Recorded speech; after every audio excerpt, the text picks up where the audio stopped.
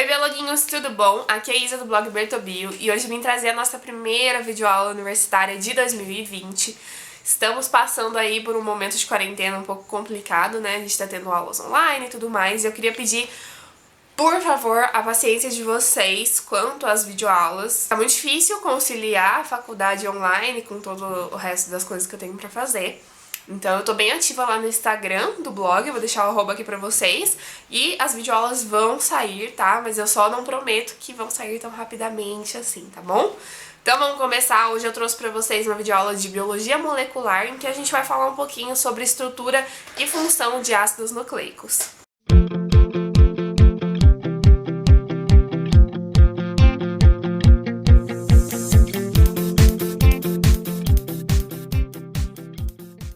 Bom, quando a gente fala de ácidos nucleicos, antes de realmente entrar em DNA e RNA, que são dois ácidos nucleicos que são muito famosos, a gente tem que lembrar que todo ser vivo ele consegue crescer, ele consegue se reproduzir, ele consegue se regenerar, enfim, ele consegue fazer coisas com a célula dele para realmente conseguir sobreviver.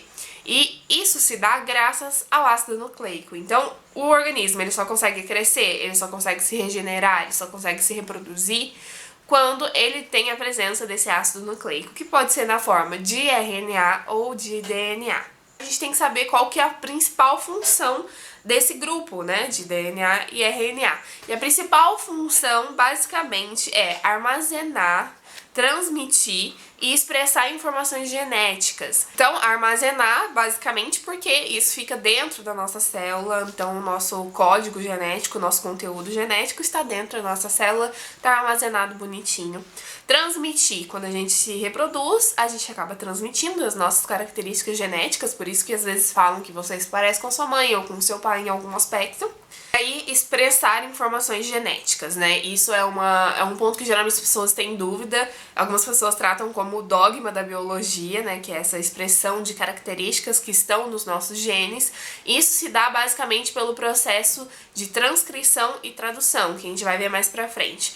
Mas se a gente for falar assim de uma forma bem resumida, expressar uma característica é basicamente pegar uma receita que tá no DNA, no nosso caso, porque nós temos DNA no nosso núcleo, e produzir uma proteína a partir dessa receita do DNA. Então é como se eu tivesse um livro de receitas, eu copiasse a receita que tá lá de um bolo de chocolate e eu produzisse esse bolo de chocolate. Só que quando a gente fala a nível celular, a nível de organismo, a gente tem produção de proteína, geralmente, tá bom? A partir do código genético. Agora vamos entrar em DNA e depois, por último, a gente fala de RNA. O DNA a gente pode traduzir ele para o português e aí ficaria ADN, mas é mais comum a gente usar o DNA mesmo, que é ácido desoxirribonucleico. Ele é formado por vários nucleotídeos e a gente tem que entender bem essa questão de níveis. Então vamos lá, a gente tem o ácido nucleico. Quando a gente fala de ácido nucleico, é o DNA. O DNA é constituído pelo quê? Por nucleotídeos. O que são nucleotídeos? Nucleotídeos são pentose, fosfato e base nitrogenada. Essa união de três componentes, tá? Pentose é um açúcar que tem 5 carboidratos. Fosfato é um grupamento fosfato, que é o Pzinho da tabela periódica. E a base nitrogenada é o que a gente conhece como adenina, timina, citosina, guanina e no caso do RNA, uracila, tá bom? Então, o nucleotídeo é formado por essas três partezinhas. Mas além de ter essa definição de nucleotídeo, às vezes a gente vê em algum livro, em alguma videoaula, enfim, em algum lugar, a definição de nucleosídeo. Então a gente tem nucleotídeo e nucleosídeo. Qual a diferença? Nucleotídeo é a união dos três componentes que eu falei pra vocês anteriormente, né? A pentose, o fosfato e a base nitrogenada. Quando a gente fala de nucleosídeo, a gente tem a união somente da pentose e da base nitrogenada. Isabela, mas e o fosfato? Não é levado em consideração nesse caso, tá? Então, nesse caso, a gente só vai analisar, quando a gente quer analisar o nucleosídeo, a gente só analisa a pentose e a base nitrogenada, enquanto que quando a gente fala de nucleotídeo, a gente tem que analisar o todo. Então, fosfato, pentose e base nitrogenada. Mas são só questões de nomenclatura mesmo. Quando a gente fala de base nitrogenada, a gente tem que definir o que são as bases nitrogenadas púricas e o que são as bases nitrogenadas piramidais. tá? As púricas é o que a gente conhece como adenina e guanina. E basicamente ela apresenta 2 anéis aromáticos na sua constituição química. Enquanto que as bases piramidais são timina e citosina. E a gente só tem um anel aromático na sua constituição química. Lá no blog, gente, eu coloquei pra vocês esquemas moleculares mesmo, mostrando o nucleotídeo, então mostrando a constituição bonitinha dele. Porque aqui, obviamente, eu não tenho uma lousa, eu não consigo fazer isso junto com vocês. Mas lá no blog tem esquemas feitos por mim, tá? Então vocês podem confiar que eu fiz aquilo com todo carinho pra vocês. E aí, como a gente definiu o ácido nucleico como um conjunto de nucleotídeos, a gente tem que entender como que esses nucleotídeos vão se unir para formar o ácido nucleico no final, né? Porque não é só um saquinho que eu jogo lá vários nucleotídeos e é isso. Não, eles precisam estar unidos. O nosso DNA é uma fita contínua, não é fragmentadinho. Então a gente precisa entender como que isso vai acontecer. E basicamente como que isso acontece é via ligação de fosfodiéster. O que vai acontecer? Eu tenho um nucleotídeo aqui, eu tenho outro nucleotídeo aqui, eu tenho outro aqui embaixo e eles precisam se unir de alguma forma.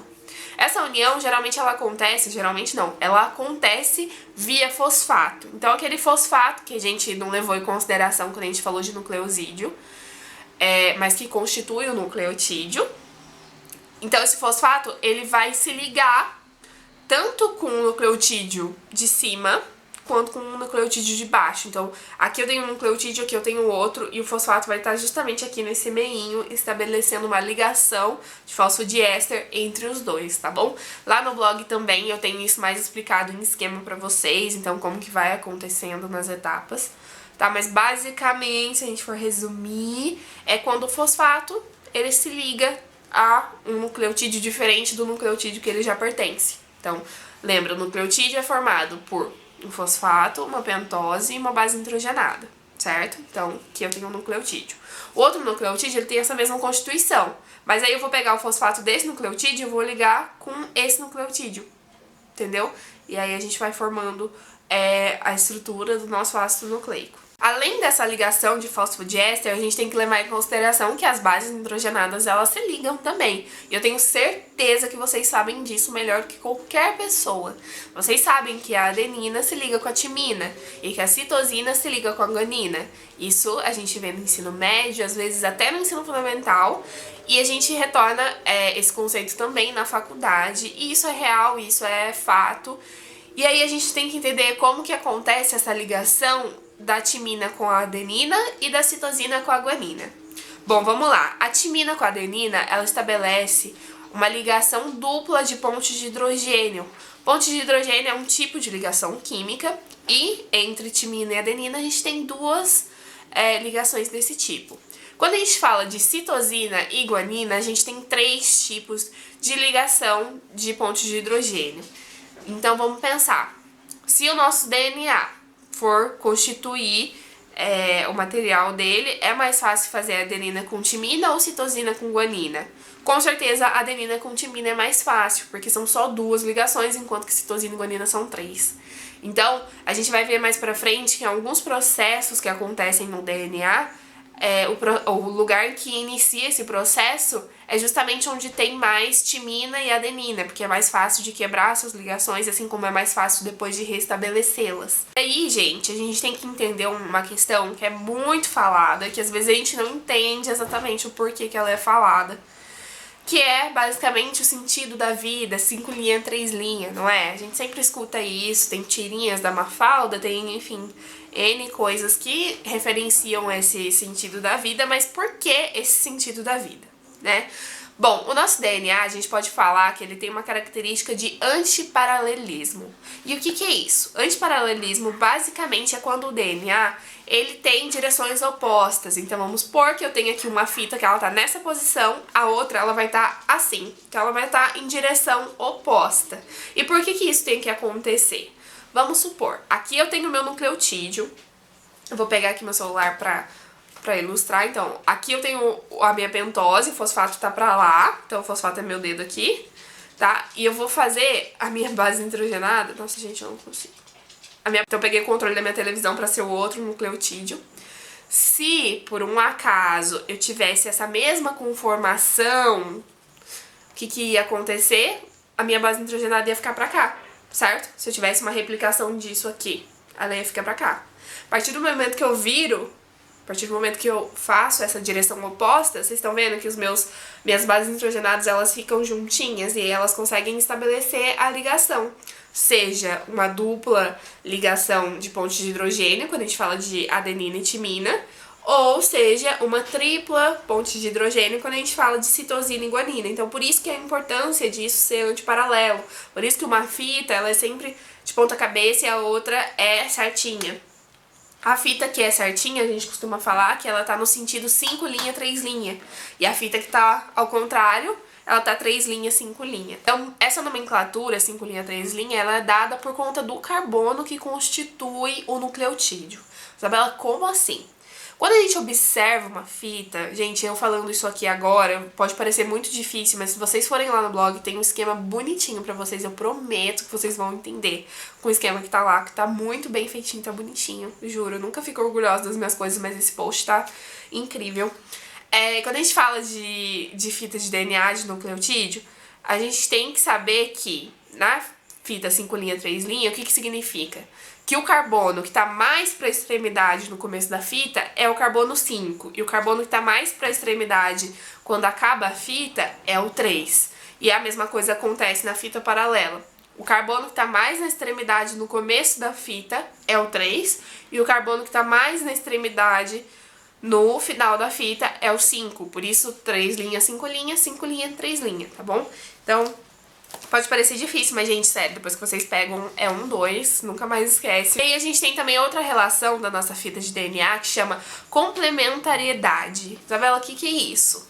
Basicamente, gente, é muito simples, tá? Se a gente fizer uma proporção, então se a gente dividir o número de adeninas que eu encontro numa fita pelo número de timinas que eu encontro nessa fita também, vai dar 1. E por que vai dar 1? Se eu tenho 10 adeninas, eu preciso ter 10 timinas, porque são bases que se ligam, são bases nitrogenadas que estabelecem ligação. Então, se eu dividir 10 por 10, dá 1. Assim como se eu dividir 27 por 27, dá 1. Então, eu tenho que ter essa proporção bem fechadinha. Assim como a proporção entre citosina e guanina também tem que ser igual a 1. Então, se eu tenho 42 guaninas, eu preciso ter 42 citosinas, e aí quando eu divido 42 por 42, dá 1. E aí a gente tem a proporção que a gente chama de complementariedade, que elas se complementam, fica tudo bonitinho, tudo fechadinho. E por que essa complementariedade é importante? Ela é importante porque ela permite que uma fita de DNA sirva de molde para produzir outra fita de DNA. Então a gente vai ter na próxima aula, que eu vou soltar pra vocês aqui no YouTube, vai ser sobre duplicação ou replicação do DNA. E basicamente é um processo que acontece usando a fita antiga como molde. Então eu tenho meu DNA aqui, vamos supor que ele tá aqui. E aí, quando eu separo a dupla hélice, essa fita, ela vai ser complementada. E essa fita, ela vai ser complementada também. O que quer dizer que, basicamente, essa fita aqui antiga serviu de molde para eu produzir a nova, e essa fita antiga também serviu de molde. E elas vão gerar materiais genéticos compatíveis, porque uma complementa a outra no final das contas. Então, no final das contas, a gente vai ter duas fitas iguais sendo produzidas. Então, é esse processo que acontece quando a gente faz, por exemplo, mitose para crescimento, regeneração. Por exemplo, machuquei meu braço, caí de bicicleta, machuquei meu braço. Precisa regenerar o tecido daquele lugar que você ralou. Então, acontece justamente isso. Duplica o DNA para daí gerar novas células epiteliais e formar a sua pele de novo, deixar tudo bonitinho. Bom, gente, também quando a gente fala de DNA, a gente tem que levar em consideração que não existe só uma forma de DNA. Existem várias formas, inclusive no nosso corpo. Então, a gente tem 3 principais tipos que a gente vai falar aqui. Mas eu quero que vocês levem em consideração só as informações que eu vou falar sobre se tem mais, se tem menos, enfim. Porque questões mais técnicas, por exemplo, sobre o grau do giro entre 2 nucleotídeos e tudo mais, vocês vão encontrar lá no blog. Se eu ficar falando aqui pra vocês, vai ser mais uma informação que vai passar. Então, lá no blog tá escrito bonitinho pra vocês. Então, aqui eu vou falar só os pontos mais importantes que diferenciam um do outro, tá? Então, a gente tem a forma B, a forma A e a forma Z. A forma B é a forma mais normal que a gente encontra no nosso corpo. Então, ela é a mais abundante, ela é mais longa e mais fina, tá? Então, ela é bonitinha, ela fica presente em nossas células, geralmente em maioria. E aí, a forma A e a forma Z são formas alteradas. Então, precisa acontecer alguma coisa com a forma B para que ela se transforme em forma A e em forma Z. Então, para formar a forma A, a gente tem o quê? A forma B sofrendo um processo de desidratação por etanol ou remoção do sal, tá? Então, isso vai alterar a condição, a concentração iônica da molécula de DNA e aí a gente vai ter a forma A.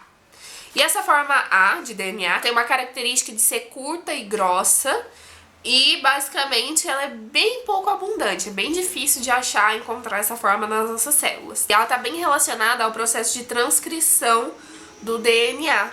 Então depois, mais pra frente, daqui a alguns vídeos a gente vai ver essa questão. E aí a gente tem a forma Z.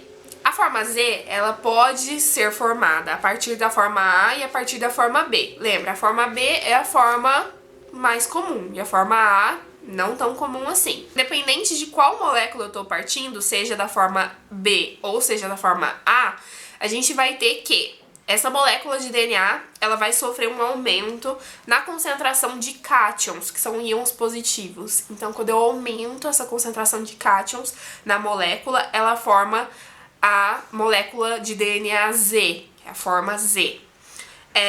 Esse DNA, ele basicamente ele é mais longo e mais fino que o DNA B, então ele é o mais fininho que tem e é o mais longo, consequentemente. Basicamente, gente, ele tem uma estrutura bem estranhazinha, assim, então ele não é tão a carinha de DNA que a gente tá acostumado. Ele é tão fino e tão longo, ele perde um pouco aquela característica, sabe? De ter aqueles gominhos, de ter a parte que parece um nozinho do DNA, então isso acaba sumindo. Agora, a última coisa que a gente vai falar sobre DNA, uma coisa que eu acho sensacional, que é a capacidade do DNA de desnaturar e depois de renaturar. Isabela, como assim? Gente, quando a gente estuda proteína, quando a gente estuda enzima, a gente vê que em alguns momentos, com aumento de temperatura, com diferença de pH, a gente acaba desnaturando uma proteína. E a partir do momento que eu desnaturo essa proteína, ela não consegue renaturar, ela não consegue se formar novamente. Porque basicamente a gente quebra a estrutura dela. Quando a gente fala de DNA, a gente já tá falando de um outro patamar de molécula. Ela consegue se desnaturar e se renaturar se a desnaturação foi promovida por temperatura. Então vamos colocar, por exemplo, vocês numa cena de um crime em que o corpo foi carbonizado. Eu preciso de alguma forma identificar quem é aquela pessoa que está carbonizada, porque você não consegue ver a cara da pessoa, você não consegue ver nenhuma característica, o corpo dela está queimado. Então como que vai acontecer? Os peritos vão pegar amostras de DNA e vão fazer essa identificação da pessoa, comparar com o familiar, enfim, o tipo de coisa que eles fazem lá na polícia. Então, o que vai acontecer? Como é possível o DNA estar carbonizado e conseguir ser analisado? E essa característica dele de conseguir se renaturar. Quando a desnaturação é feita por ácido, é feita por base, o DNA não consegue voltar à forma anterior dele, tá? Porque daí ele perde a estrutura da molécula e realmente ele não consegue voltar. Bom, agora que a gente já sabe tudo sobre DNA, vamos falar um pouquinho sobre o RNA. O RNA, ácido ribonucleico, né? Bem simples, bem mais simples do que o DNA. Ele é um polímero linear, então ele não é dupla hélice que nem o DNA. Então ele é só uma fitinha, bem mais simples. E nesse caso do RNA, a gente tem que levar em consideração as bases nitrogenadas. A timina, gente, não existe no RNA, tá? Então, no RNA, a citosina, ela vai continuar se ligando com a guanina, então eu vou ter aquela ligação C com G, com 3 pontezinhas, normalmente. E o A, ele, em vez de se ligar com T, ele vai se ligar com U, que é a uracila. Então, a uracila é uma base exclusiva do RNA. Quando a gente fala de estrutura de RNA, é muito semelhante com a estrutura de DNA. Então, a gente tem o nucleotídeo daquele jeitinho mesmo, tá? Só não vamos formar uma dupla hélice. Quando a gente fala de RNA, a gente tem alguns tipos que a gente já conhece. RNA ribossomal, RNA transportador e RNA mensageiro. Pelo menos alguma vez na vida a gente já ouviu falar sobre isso, seja na escola ou na faculdade mesmo.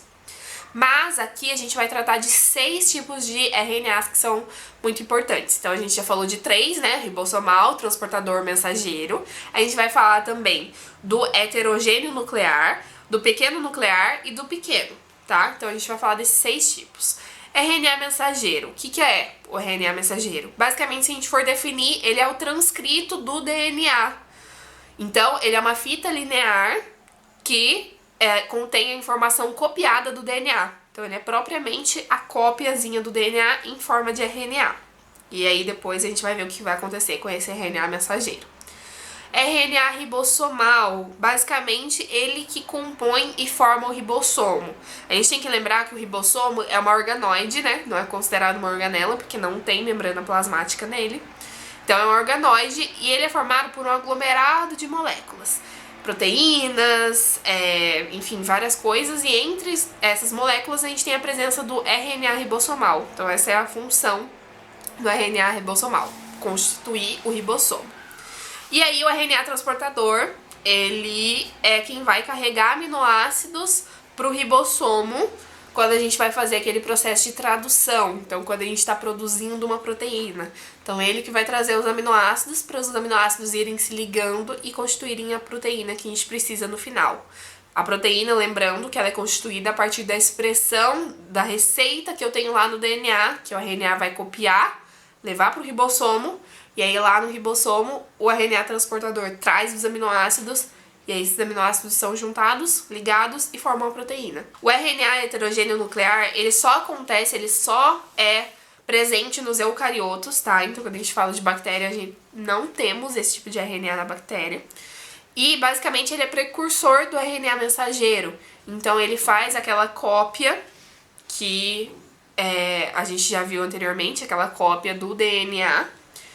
E o que vai acontecer? Ele vai ter introns e exons na composição dele. E aí, esse RNA, ele tem a presença de introns e exons, que são estruturinhas, que são, não sei como definir exatamente pra vocês, mas que são coisas que são encontradas no DNA. Então, quando o RNA vai copiar, ele acaba copiando isso também. Basicamente, introns são partes do DNA e, consequentemente, aqui, quando a gente fala de RNA heterogêneo nuclear, são partes que não vão ser utilizadas, que não codificam nenhum gene, nenhuma produção de proteína, nenhuma molécula, então elas são basicamente jogadas fora, quando a gente fala de produção de proteína, tá? E os exons são basicamente o que vão constituir o RNA mensageiro. Lembra que eu falei que o heterogêneo nuclear ele é precursor do RNA mensageiro? Por quê? O RNA heterogêneo, ele tem introns e exons, enquanto que o RNA mensageiro só tem exons, então só tem partes que realmente vão produzir uma proteína específica.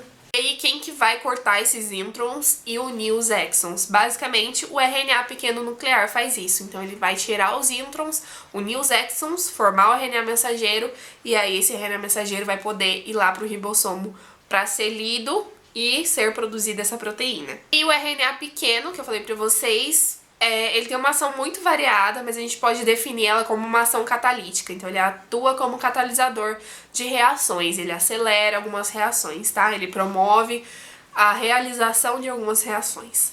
Então basicamente é isso nesse vídeo, ficou bem longo, né? Mas no vídeo seguinte eu vou tentar fazer um pouquinho mais rápido com vocês. Espero muito que vocês tenham gostado, espero muito que tenha ajudado. Não se esqueça de acessar o blog, porque lá o conteúdo está de forma completa, tá resumido, tá lindo. Sério, o post tá muito bonitinho, então não esquece de passar por lá, tá bom? Não esquece também de deixar o gostei pra mim no vídeo, que me ajuda bastante, e se inscrever no canal, tá? Caminhando aí pros 1000 inscritos, eu tô muito feliz com isso, tá? Eu queria pedir desculpa pela ausência aqui no YouTube, mas, gente, tá muito difícil de conseguir adaptar com essa coisa de quarentena e aula em casa, enfim, mas vai dar tudo certo, a gente vai voltar aqui ativa, tá? Não esquece de me seguir nas redes sociais, que eu tô sempre por lá, quando eu não tô postando vídeo aqui, pode ter certeza que eu tô postando conteúdo por lá. Um beijo e até o próximo vídeo!